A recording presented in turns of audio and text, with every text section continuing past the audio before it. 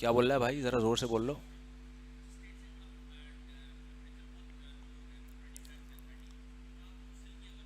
اوئے ہوئے ہوئے، کہاں پر، کس کنٹری میں؟ کینیڈا میں ٹیمپریچر -25 تک جاتا ہے، نہائیں کیسے؟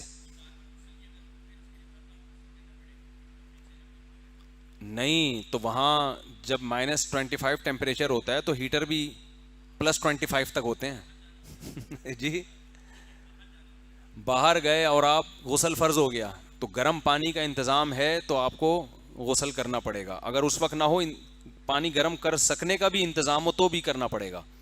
لیکن اگر ہے ہی نہیں انتظام تو ظاہر ہے مائنس ٹیمپریچر میں تو پھر تیمم کے علاوہ آپ کے پاس کوئی چانس نہیں ہے. یہ کہہ سکتے ہیں کہ تیمم کے لیے مٹی بھی نہیں ہے، کوئی پتھر بھی نہیں ہے. گاڑی کے اندر آپ بیٹھے ہوئے ہیں، -25 میں باہر نکلیں گے تو جنازے کے لیے تیمم کرایا جائے گا آپ کو، تو پھر غسل کیسے کریں گے؟ اس کو کہتے ہیں فاقد الطہورین، کہ نہ وضو کا پانی اور نہ تیمم کے لیے مٹی یا پتھر، نہ زمین، کچھ بھی نہیں ہے، باہر برف پڑی ہوئی ہے.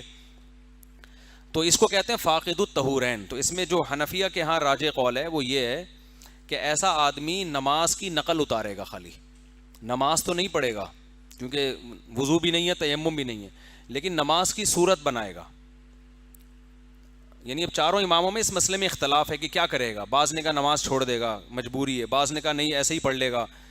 تو اس میں حنفیہ کا قول یہ ہے کہ نماز کی صورت بنائے گا. نماز کی نیت تو نہیں کرے گا لیکن حرکات و سکنات وہی کرے گا جو نماز میں کی جاتی ہیں، اور بعد میں پھر جب وضو مل جائے تو نماز پڑھ لے گا قضا.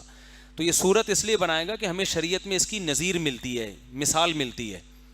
جیسے ایک آدمی اگر پہلے سے سر پہ بال ہیں ہی نہیں اس کے، تو جب وہ عمرہ کرے گا، حج کرے گا، تو اب شریعت میں تو بال منڈانے کا حکم ہے، اس کے بال ہی نہیں ہے تو کیا کرے گا؟ تو پوری امت کا اجماع ہے کہ خالی سر پہ اس طرح پھیرے گا. یہ تو سر منڈانے کی صورت بنا رہا ہے کہ نہیں بنا رہا؟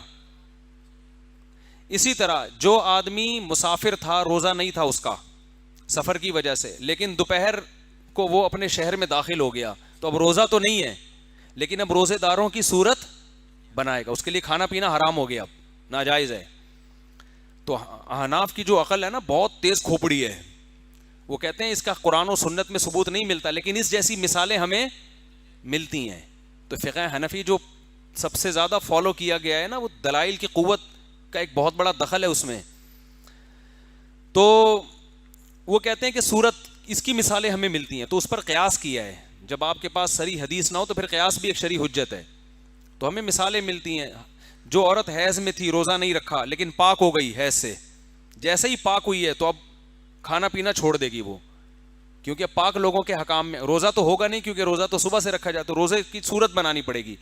تو ایسے ہی وہ کہتے ہیں. اسی طرح حج کسی کا فاسد ہو جائے تو حج کے ارکان بہرحال ادا کرنے پڑتے ہیں، حالانکہ حج گیا اس کا لیکن پھر بھی ادا کرنے پڑتے ہیں. تو حج تو نہیں ہوگا لیکن حج کی صورت. تو اب نماز کی صورت بنانی پڑے گی اس کو. اس میں کچھ بھی نہیں کرے گا، بس رکوع سجدہ کرے گا وہ، اور بعد میں وہ پھر نماز کو مکمل کرے گا.